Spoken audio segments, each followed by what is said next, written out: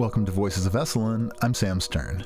My guest today is Brita Ostrom, author of the new memoir Steeped, a vivid, intimate, and often wonderfully unsentimental account of her life in Big Sur and at Esalen during 1967 and 1968. Brita arrived in California during a hinge moment in American culture. She landed smack dab in the Haight-Ashbury district of San Francisco 9 months before the Summer of Love, right in the middle of the psychedelic revolution and the early flowering of the human potential movement. From there, she made her way down the coast to Big Sur and eventually to Esalen, which in those days was still part hot springs, part bohemian circus, part psychological testing ground. During our conversation, Brita talks about sleeping outside on the ground at Esalen, about all the local music that seemed to appear everywhere, about the early days of Gestalt and Encounter, the role of psychedelics, the emergence of Esalen massage, the complicated freedoms of sexual liberation, and the ways women at Esalen began to find one another as allies in a community that was still very much shaped by male teachers, male authority, and male mythology. Brita Ostrom has been aligned with Esalen for almost 60 years, and Steeped is her delightfully well-written and well-remembered memoir of the beginning of that trajectory. I am such a huge fan of your new book. What does Steeped mean to you? My old college friend, Kate, she arrived on her motorcycle in Big Sur, coming from the north, and she finally got to my house, and she said, it is fucking steep here. And I thought, that's probably the best description of Big Sur. And so I was thinking but you can't just call it steep. And then I thought steeped, because it also means like tea that had a chance to mellow and develop. So the name more or less emerged in steps. And of course, I was writing it much later, so by that time I really was well steeped in Big Sur. One of my favorite things about your book is the editorial decision you made to limit the scope of it to about 2 years. Yeah. Talk to me about that, because I have my own opinions about memoir. I'm a huge fan of the genre, and I really like the ones that keep a tight framework. When one looks at one's life, what a huge topic. So then why write anything? Because it's just way too big. Right. So it was found I kept going back to the same time and the same character. And so it was partly my imaginal process that created that. And, look at America. Everything happened in those 2 years. And we're talking about 1967? 67, 68. Yeah. We're still listening to that rock and roll. The demonstrations, the war, the psychedelic revolution. It could have been 5 years. It could have been a broader span. I could have written more about Haight Street, and I could have written more about Esalen. Mm-hmm. But also Esalen. Esalen was so formative in that time. I believe in 67, I'd be surprised if it had a full curriculum of workshops, a full schedule of workshops. It was just coming out of a period where it shut down for weeks in the winter. Why meet? Because things would happen. Mm-hmm. So Esalen was just beginning to hit national consciousness. Yeah. And so that also helped. Yeah. Okay, so for the benefit of our listeners, many of whom I'm imagining have not yet read Steeped, but you all should, because it's a fantastic book. Can you bring us into the beginning of this book? Where are you in 1967? I begin this book with the migration that so many people took. I was working as a social worker in Manhattan, thinking I was, maybe going to do God knows what. I was still floundering. And going on the advice of our neighbors, they said, going to California, go to the Haight-Ashbury district. You'll really love it. Mm-hmm. And so we did. We moved to the Haight-Ashbury district. You and your husband? And I was married. I married to... of course, I was madly in love, but mostly I got married because otherwise my husband would have been drafted. And it was a way out of the draft at that moment. Yeah. That moment disappeared very quickly. As a matter of fact, that moment disappeared the day after we were married. And I actually had my picture on the front page of the Seattle Times because they asked me when I was getting my marriage license, does the war have anything to do with this marriage? Yeah. And I said, I don't know, it might. And then going to Haight and then loving Haight, but then Haight being completely overrun by the 100,000 young people who arrived. I just learned that figure. Was it the summer of 1967 when you moved there? I moved there in 67, but actually we moved there in the winter of 66. So I had that nice, calm period. Wow. And then suddenly the streets were just overfilled and overflowing with people. When it was calm in the Haight, like winter 66, spring 67, what was it like? It was like heaven. I mean, it was really absolutely everything. It was such a change. Manhattan was aggressive, and strangers you met on the street, they might harm you. In the Haight, strangers you met on the street would say, hey, how's it going? Or just reach out, greet you, tell you where there was a party. The stores themselves, the psychedelic bookstore, which I do describe in the book, oh my gosh, a whole bookstore dedicated to levels of consciousness. I mean, can you imagine? And then I believe it was the psychedelic bookstore, or else the neighboring store that sold hookahs in the window and all this smoking apparatus. The coffee shops, and you didn't have to buy much. You just went in and bought a cup of coffee and sat there for hours. It was absolutely heaven. And interesting people coming in. I remember one woman in the drugstore cafe, which was where there had been a drugstore and it became a cafe. And the woman sitting next to me, I must have been slightly stoned because her green suede cape appeared to have vines swirling all over it. And she told me that she was there from her college getting credit to write a paper on the Haight.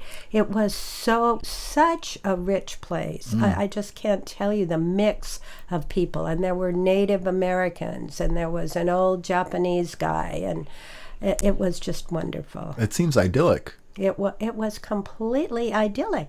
It was, and then the music in the Panhandle. Every day, different bands just went out. Haight, it borders a very busy street that goes either north or south, and then there's a Panhandle, and then the other part of the street going north or south is on the other side. In the middle were these incredible eucalyptus trees with all that bark just hanging off of them, and a big place. And the bands would play down there. Any band, apparently. I don't think there was any order to it at all. They just showed up and played. Wow. And people would dance, and everybody participated. It was wonderful. What was the presence of LSD like in that period that was just before the Summer of Love, so to speak? It was very different on the East Coast and the West Coast.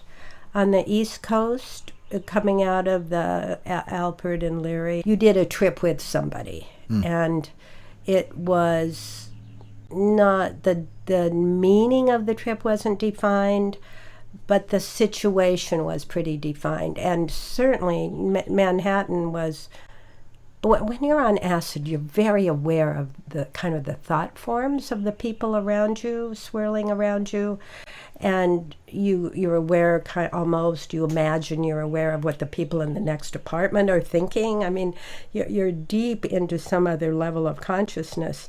And that wasn't really conducive to just walking around and smiling at the world in Manhattan. On the West Coast, people just dropped acid and walked around, or went dancing, or did something with it. I can remember we went to Golden Gate Park often. So it was a very different attitude. It was still legal.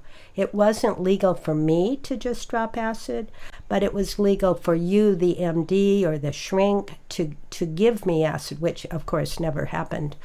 People were making it and giving it away, basically. Chemists who I knew were you could order the ingredients from Sandoz and just assemble them yourselves, and then you could give away 1,000 hits. And so people were wanting very much to use the consciousness that LSD invites, the consciousness of interconnection and interconnection with all things, including the furniture, but also the stars and the cats and the dogs, as a way of promoting world peace. It was such an antidote to the war thinking, which not only permeated military, but also permeated the peace movement, the aggression within peace movements. Against authority, of course, because authority was telling everybody what to do, was just really remarkable. And LSD was kind of beyond all that, the next stage out. So it had a real influence in shaping the thinking of the Haight, and also, I guess, some of the thinking in Big Sur. Big Sur was not so clear to me, the use of it. Well, do you want to describe the sort of bridge that you made from the Haight to Big Sur? What led you to Big Sur and what led you to Esalen during that time? I describe in my book that I was very familiar with the writings of Alan Watts just by pure coincidence, because somebody in my hometown, one of my very first forays into dating, I think we held hands, gave me the book, Psychotherapy, East and West by Watts. And so I had read it, and I loved it. So I was familiar with him, and I heard about him, and I came. Beyond that, though, I mean, remember, Big Sur is a myth to everybody. I bet everyone listening in will, when I say Big Sur, this image will float up of blue sky and a few clouds and an overarching sea and a sunset dropping into the ocean like last night through a mist of clouds. I mean, it's a magical place. And so when people said, oh, you want to go someplace, have you been to Big Sur? And we did. My husband and I did buy a Volkswagen van, but I think it broke. So we hitchhiked to Monterey to what was called a love fest. And we of course had all those magical things that happen on early hitchhiking things, which is the last ride about 8:30 at night said, oh, I've got a place in my backyard, come and sleep there. Many people said go to Big Sur. Interestingly enough, one of them said go to Gorda, you'll love Gorda, this kind of cowboy guy. And he said, he had just spent the winter back just as Tassajara was starting. And keep in mind, Tassajara and Esalen were really getting going at about the same time. Oh. He had spent the winter at Kachawa. So I took off with my new guy, and we rode south. And again, everything was happening. When we got to Esalen, my guy said, oh, I know, and he knew somebody here from Rancho La Porta. Again, Rancho La Porta was spreading very new age ideas in California. California was such a incubator. Yes. For all kinds of community ideas, all kinds of spiritual ideas. So we thought, well, we've got a name, and so we went down the hill. We didn't even need the name because the person who had given us a lift just down the hill knew the gate guard, and so we were in. So that's how I happened to come to Big Sur. But oh my goodness, Big Sur, I mean, to this day, like 50 or 60 years later, I still can't think of a more beautiful place. Yeah. I love your description of how you had to fend for yourself in terms of where to sleep when you first came to Esalen. Well, a sleeping place at Esalen, there were no sleeping places at Esalen. And in fact, it was against the law in the county to just camp out on somebody's land. That was against the law, unless it was your land. And Esalen was really hoping to sell its rooms. So there were no sleeping places. Well, that meant that the sleeping places there were secret. So you had to find your own sleeping place. And that was what my new guy was really good at. He was really good at looking around because he had been an kind of out-of-work actor. He was in some movies, but not many. And he did some stunts. He was actually, I might have had one talking role, but in LA, he was a Western rider on a horse. Yeah. When you see Western riders on horses go by, he may easily be one of those guys. So he had spent a lot of time camping out himself already. In fact, when I met him, he was camping out in Golden Gate Park.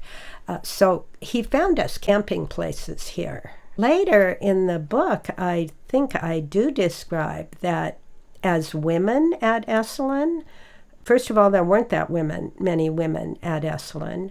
Next, a woman did not get housing. What was that? I don't know why. I look back. Why was that? Why was that? Well, they didn't hold the important jobs. There wasn't much housing. So if you wanted housing, you found a guy, and that's how you got your housing. One of my good friends remembers, she believes she was the first woman ever actually given housing here.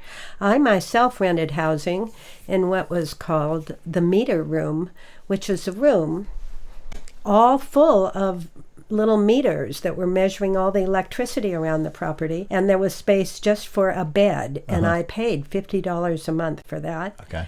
And it flooded in the winter. I finally moved out when I would step on the floor, and there was so much water in the room that the rug itself made just a little puddle of water under my foot imprint. And I went, this is an electric room. This can't be that safe. Well, I want to bring you back to the to the outdoor sleeping situations, because for some reason when I think back to your book, it's a lot of the scenes are so compelling that are outside. So what's it like to sleep on the Esalen property outside? Is it all flat? Flat? No. There is nothing flat about Big Sur. Actually, even the sheriff told me, you want to sleep outside in Big Sur? And of course, there were a lot of people who wanted to sleep outside. So it was very heartening that the Sheriff John, helped us out. He said, sleep under a bridge. Well, I don't think he ever had, because the reason there's bridges is they're over the canyons with the creek way, way, way down there. So if you sleep under a bridge, you're sleeping on a steep, steep incline. Sometimes there's little places where they leveled it out a little bit to make the supports for the bridge, the pillars, and then you're sleeping on rocks and gravel, and the steep incline is only an inch or two away. So it's not an easy place to sleep in outside. However, at Esalen, again, it's like this magical place. This is a ledge. Esalen is kind of a ledge of land. So although it's all at a slant, a lot of it is is not as steeply pitched. So we cleared out a spot next to a rock in the bush and made it our home. And that worked really fine. And we thought we were completely secret. And by the way, there was someone actually overlooking that whole area. So we had to keep out of his sight. But in the book, I described when we accidentally popped out of our hiding place and landed right in front of Dick Price and had to explain ourselves. And he was very kind. The overall portrayal of Dick Price, one of Esalen's co-founders in the book, is definitely reverent. He, the beauty was that he did not at all act like a person in charge. One would not know he was in charge, except that he kind of had a really good idea of what was going on the property. Yeah. So tell me about this early Esalen that you drop into. What are some of the sights and sounds and personalities that you interact with on your journey, Brita?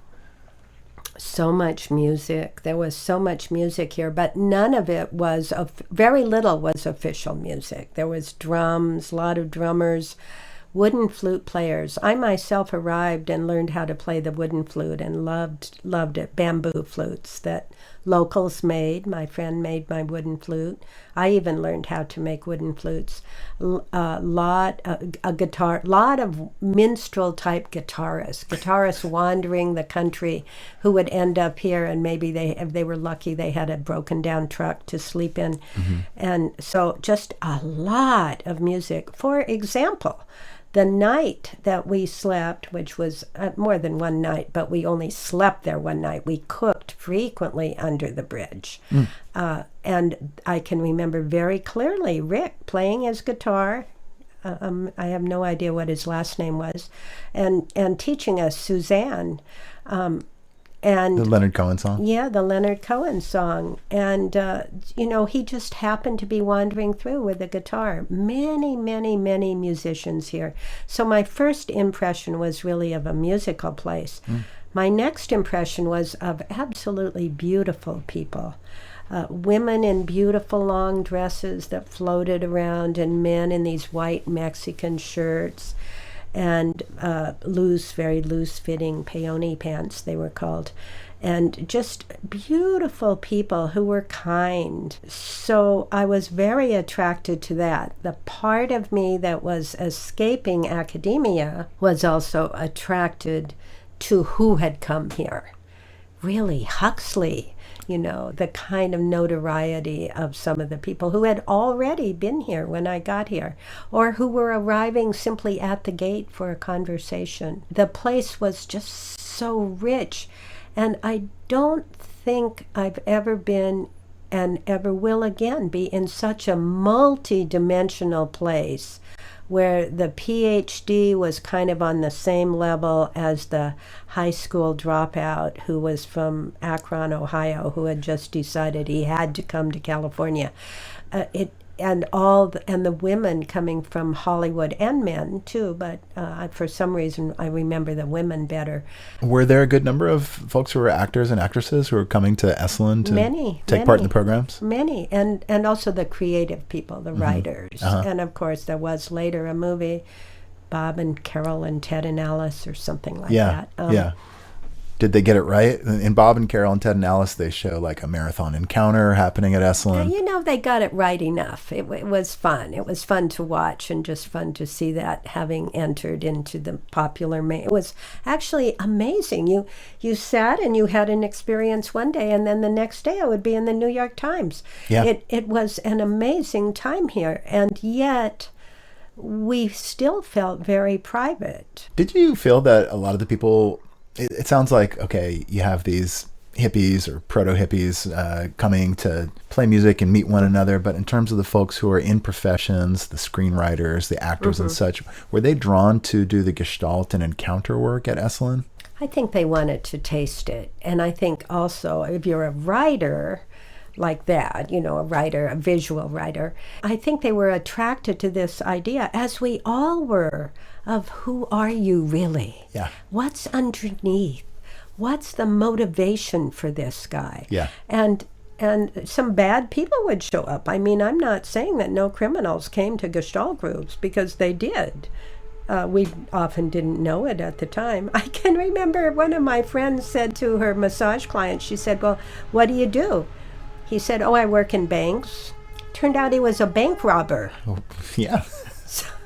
So some all manner of people came here, and they came both for their own healing, but a lot of them came because the culture at that time, and this is the real, I think, pricking point of my book, is the culture up to then had been pretty much lived on the surface. Yeah. How you looked was really important. What your hair looked like was really important.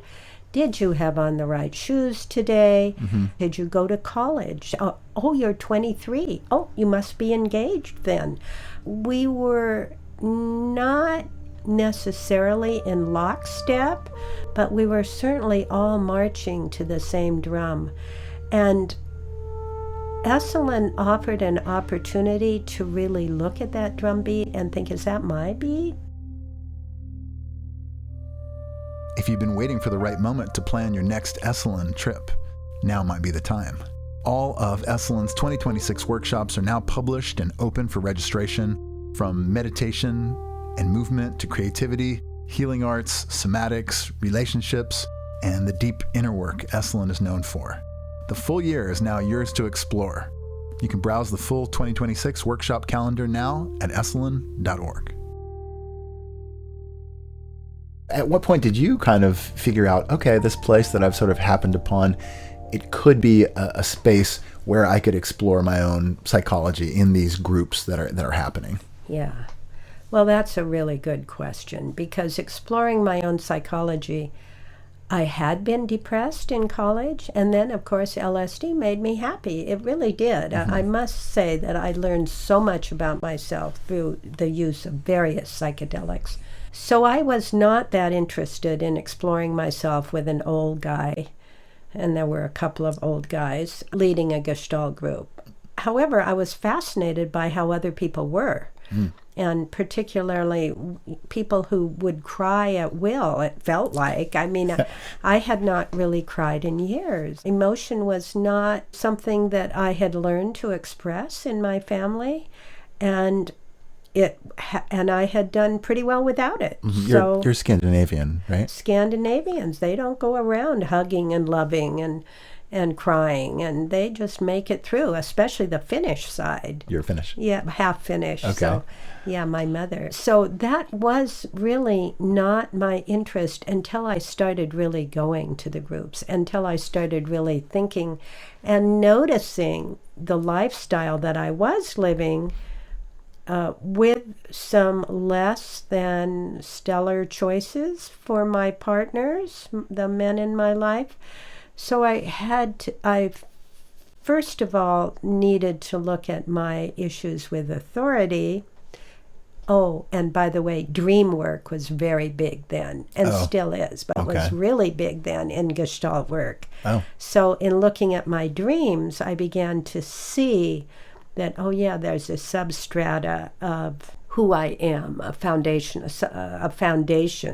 that might not really serve me the way I want to live my life. So then I got much more interested in the Gestalt groups.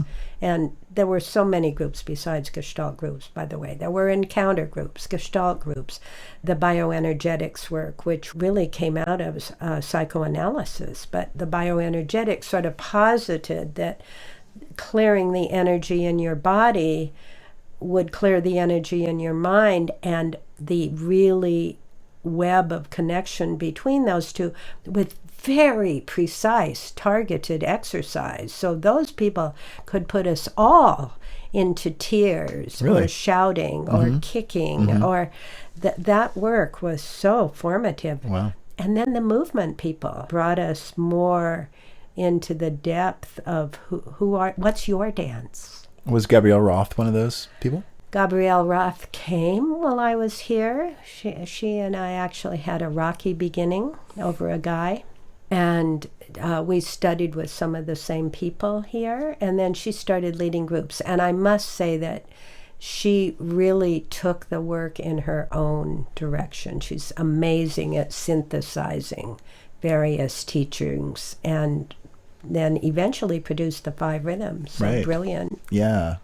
I remember from your book a lot of descriptions of dancing and how dancing represented a kind of freedom and joy for you. Yeah. Some of the music, which I thought was just haphazard, just arrived, because when I came here, I really was very in the moment, and I didn't really see beyond the community experience, which is what I was most interested in. But some of the movement was actually hired by Fritz Perls. And Fritz Perls would hire these few local dancers, Storm and Marianne and a couple of other, we had a professional flamenco dancer who was working in charge of the wait staff at the kitchen. And Fritz would say, I want some music for this Friday night group. He was leading month-long groups. I want some music for this month-long group. Would you dance? Would you have music for the creation of the world? Which might be one reason why it just felt so cosmic, all the dancing. And they would start out the drums, Jeff Stewart and Ron Ancioli, and then another man down the coast who played the string bass, and I think also the piano. And they would start out the music with their beat, and they were so good at building the beat, and then out would come the dancers, and they would swing around and they would dance, and then eventually they would ask all of us to dance. and the whole room would just get up and start dancing. And yes, it was fabulous. And the beauty was all this would happen, the dance would happen in the dining hall, which had a kind of an area that could be semi-closed off at the south end of it, and then that opened out onto the deck. So it was very easy to just dance my own dance out there on the deck under the stars. I had not really been that aware of being able to dance all by myself without needing a partner. Because I'm left-handed, partners were always kind of a problem because my beat is the opposite of what, anyway, it was a problem. So this was wonderful. This was wonderful. Wow. Yeah. Okay. This is great. I want to know even more about just 67, 68. What about sex and sexuality during that time? I want to first start out sex by saying we were still pretty much you were a man or you were a woman. Yeah. We did not really have the great array of sexuality that is available to people now, and gender. Yes, we didn't have those kind of options. I think sex would depend on who you talk to, because I was kind of still married, and I was also in another relationship. I was not on the, I met somebody and then we slept together side of things. But many people were. The thing about sex was that it was rapidly unwrapped. It was unwrapped way too fast for the culture.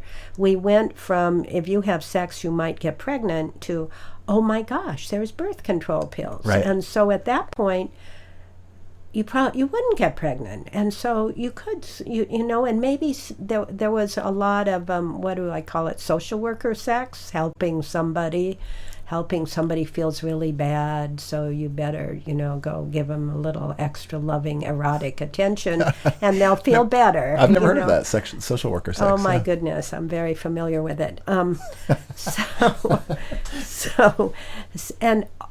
So that was happening on the community level. The people who lived in the Big Sur community, who had lived here for a few years, who were providing us with this music, and the wait staff, and a lot of the kind of groundwork at Esalen, many of them were in committed relationships, and I will say that. However, Big Sur itself had a bohemian culture, and if you trace lineages, oh my goodness, it's as hard as can be. So-and-so is related to so-and-so, but I think they were with this person then, and so their daughter is this person. And so there was a certain...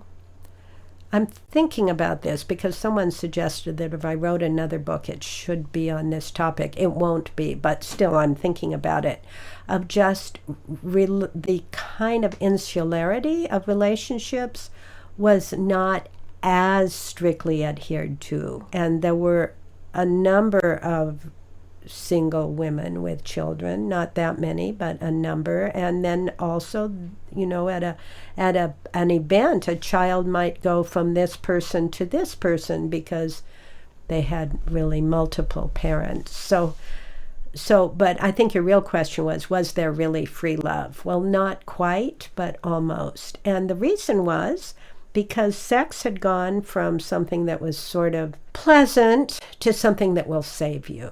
And interesting. And so you'd be a healthier person if you had an orgasm. That was a way to get healthy. So it was connected to liberation in a sense. It was connected to both liberation and wellness. And you were uptight if you had ideas about that were different. Right, I see. I'm happy to say I was a hippie, and I arrived a hippie.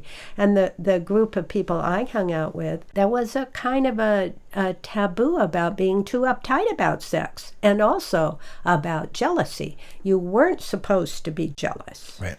And if your partner went off and spent the evening with somebody, well, they did. What's the big deal?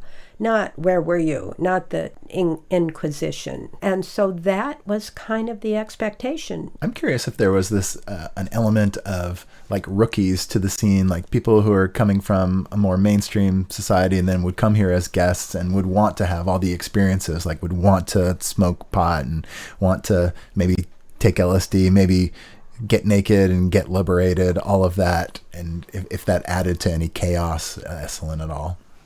Oh, we mocked those people. We marked them. We knew who they were. And for example, when the dancing would start in the lodge, we would all get up and dance. And those of us who were here, the old timers, which meant we'd been here 2 months, the old timers would get out there and dance. And I can remember it was not unusual to a man who was about 15 or 20 years older than me saying, "Oh, you dance so beautifully," and immediately I would think, stay away from him. And then, though, the next thing I would do is, yeah, come on, get up, join us. Uh-huh. So we tried to inspire those people, but many of them did want to. Were kind of voyeurs in a sense. Mm-hmm. They wanted it all, and they hadn't done any homework. They were still very judgmental. They were still very straight. They were there for the titillation. Mm-hmm. It wasn't part of who they were. It wasn't a lifestyle. Yeah, exactly. They weren't sleeping under the bridge and making cowboy coffee. Completely not into that. They wanted to have an experience here and then get back in their car and drive back home.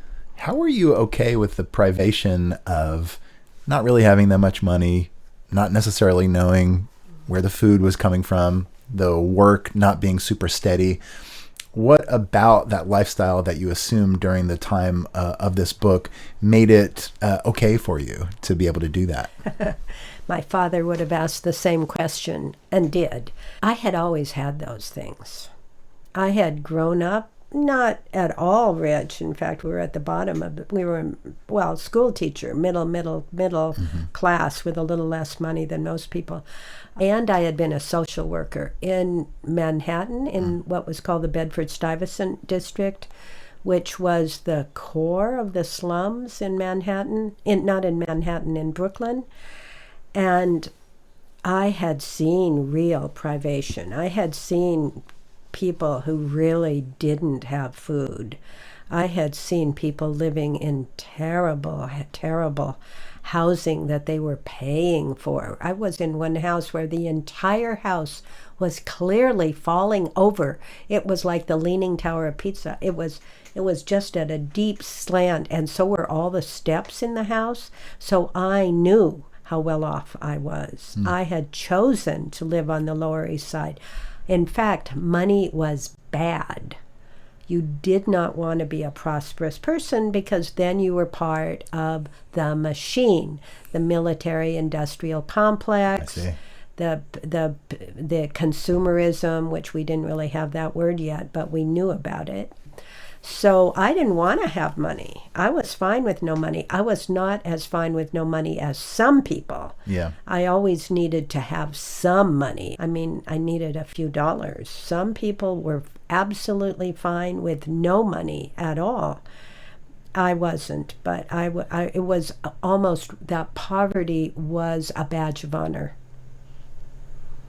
So can you talk to me a little bit about like the sisterhood? What was it like to make female friends at that time in Big Sur or Esalen? That was, I can remember that changing and shifting. I really remember that because even though I had gone to a women's college back east, we didn't really have sisterhood. I had a few good friends.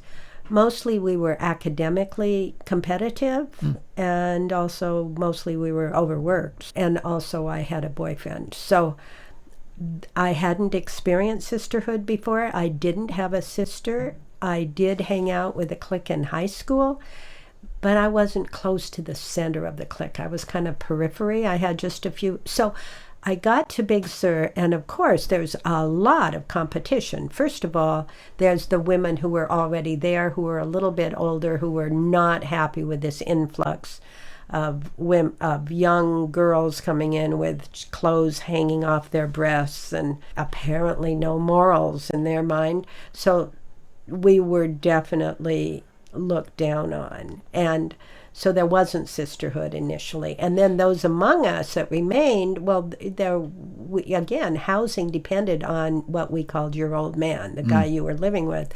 So you had to hold on to him, or else you were out on the road.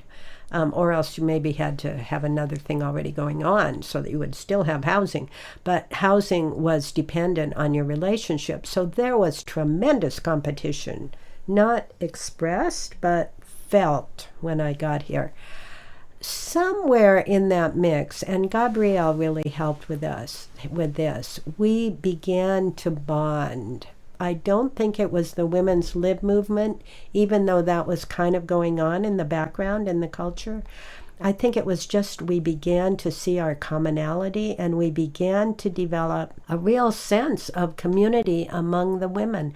I cannot point to an event, but I can point to a feeling of just being in front of the office and recognizing that rather than seeing women as competitors, to see them as allies.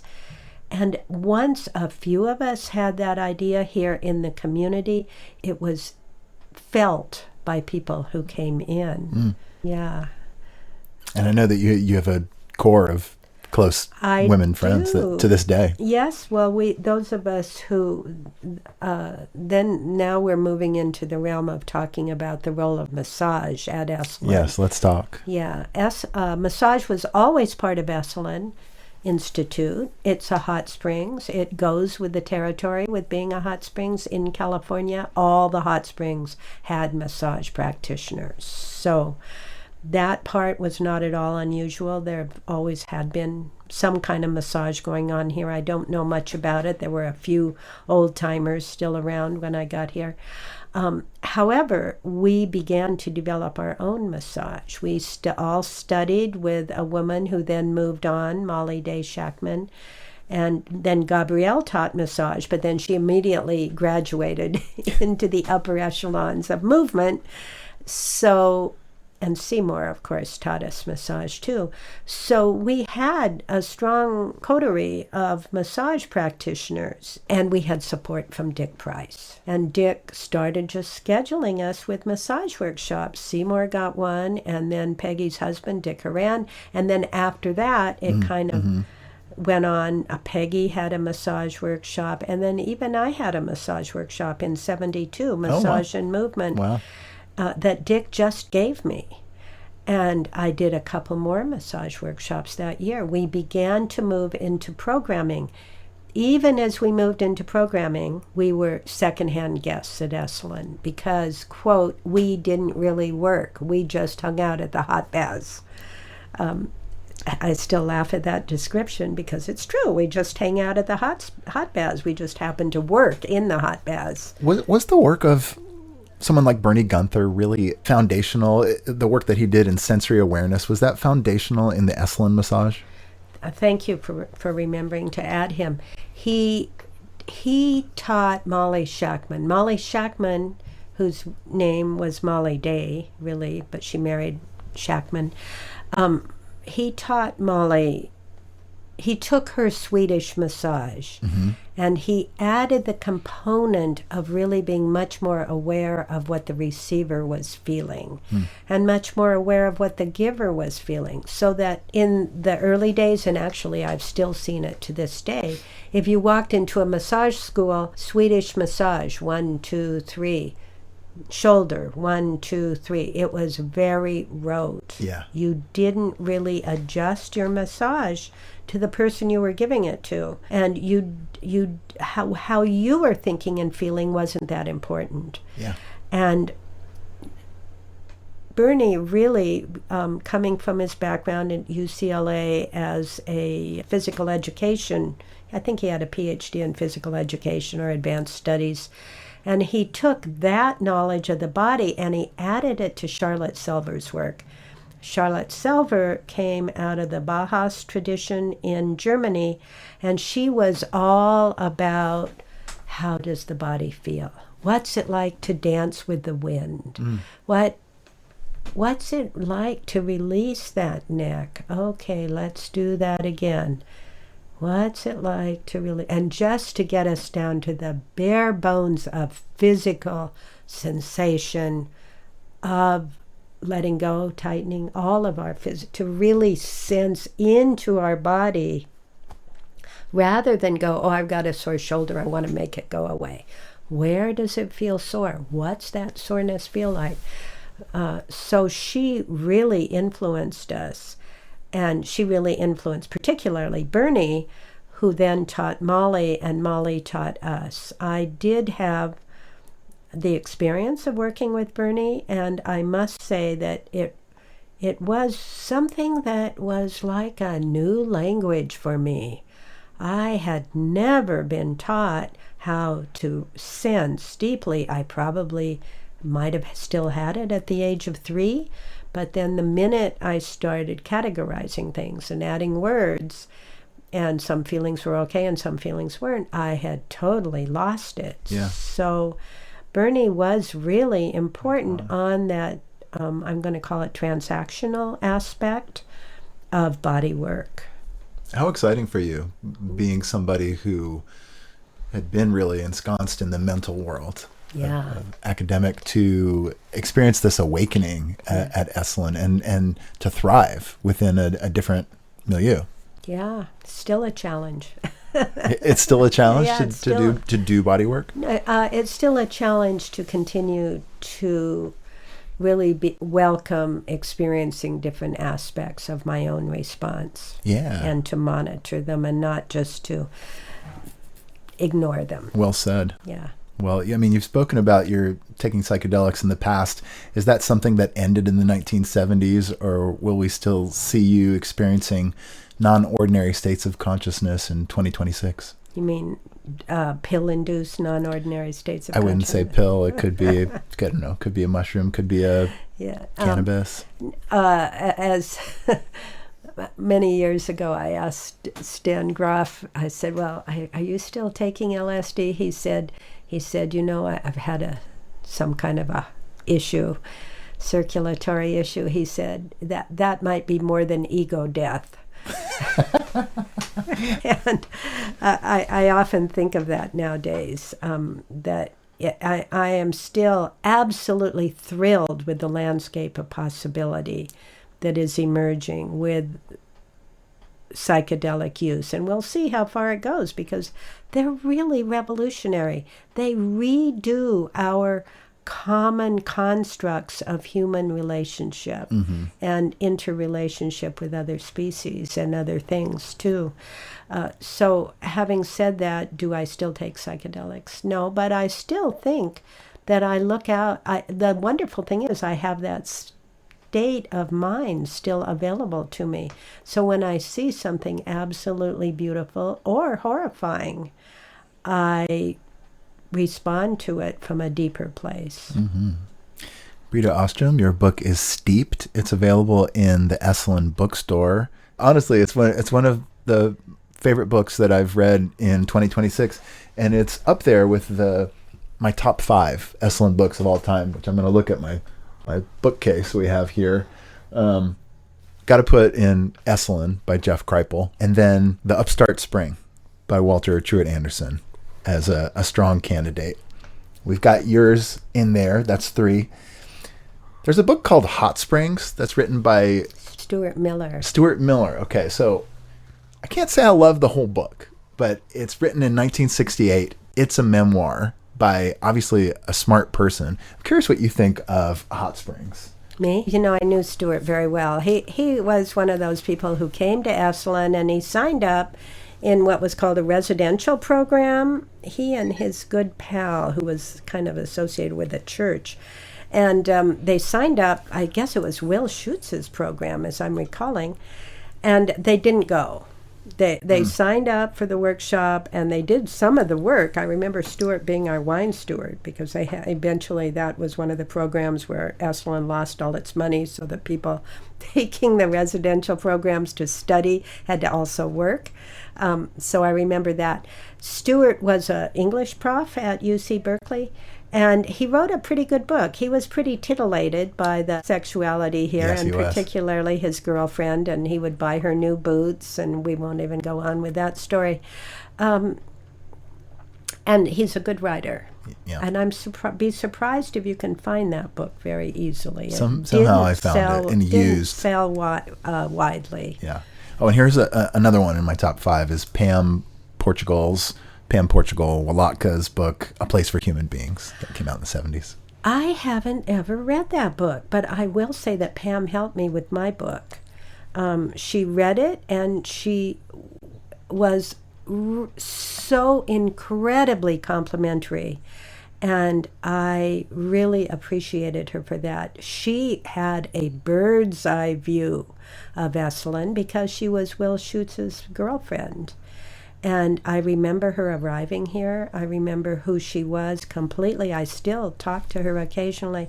I'm sure it's an absolutely well-written, very well thought of book. It's very imaginative. It's a bit like Ram Dass's Be Here Now. So it's illustrations. Yeah, it's fantastic. It's really cool.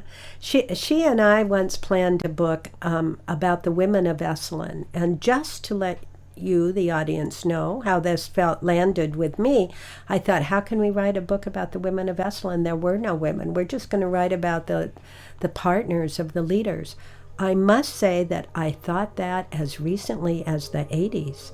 And yet when we started scratching the surface, we found all of these women of Esalen, beyond Anna Helprin, beyond Charlotte Silver, many, Stella Resnick, many women of Esalen who just had not really risen to our view, which again shows the bias of our culture. Well, I feel like you've got several other tomes in you. Thank you. Thank you. Thanks for talking with me today. This has been so fun. Yeah, thank you.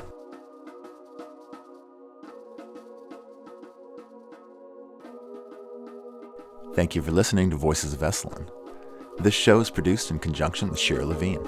Our theme song is by Nico Holloman. We'll see you next time.